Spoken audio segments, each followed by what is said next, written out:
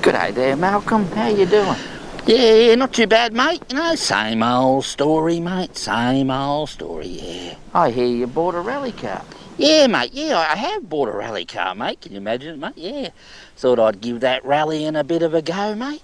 Can't be that hard, mate. You know, I've been driving trucks and tractors and you name it, I've driven it.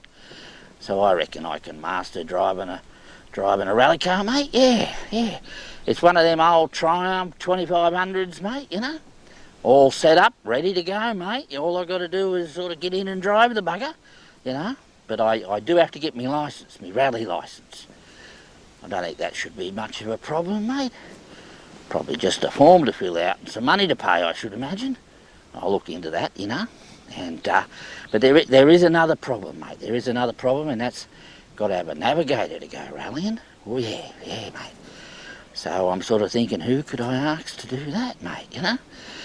And then it sort of dawned on me, mate. I said, I could ask the granny, mate. Oh, she's a good sort, mate. Yeah, I could ask the granny. Mate, you know what that'd mean? That'd mean spending a bit more time with her, mate.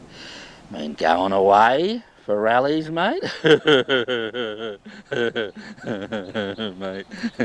yeah, that would be fun, mate, you know.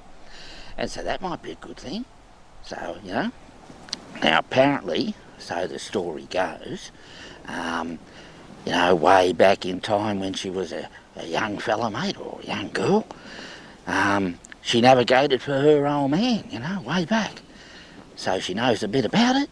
So, you know, so I might do that, you know. That seems like a pretty good idea to me, mate. I see you got a new hat. Yeah, mate, yeah, got a new hat. Yeah, what do you think of it, eh?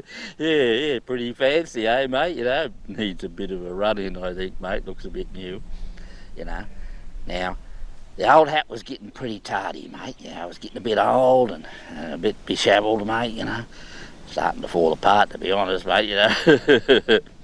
It got pretty wet, you know, one of them big downpours we had, you know, them, oh, you know, a couple of months back, mate, you know. It sort of really got wet. Got a bit of rain and it shrank, mate. It shrank. So it was sitting on top of the head instead of sitting on the head. You know what I'm saying? You know? Now, some wag said to me that I've got a big head. I'm getting too big for me britches, you know, that type of thing, mate, you know. That's not the case, mate, you know. It definitely shrunk a bit. So it wasn't sort of sitting on, it kept falling off my head, mate, you know. And then one day there, I'm in the paddock, you know, and I'm in the retirement paddock, and that old flower, mate, you know, he decided to have a bit of a charge at me, mate. So I had to scarper and run a little bit and jump over the fence. Can you imagine the running a bit, mate? Or the jumping a bit? Yeah, retirement paddock, yeah, that's about suits it, yeah. Anyway, the hat bounced off, you know. And well, that stopped old flower because he decided to have a go at the hat instead of me. So he's got his head down, mate. He's biffing the, you know, getting into the hat, mate, you know. And he sort of grounded into the ground a bit, mate. Now, it was a mucky day, mate, you know, been a bit of rain.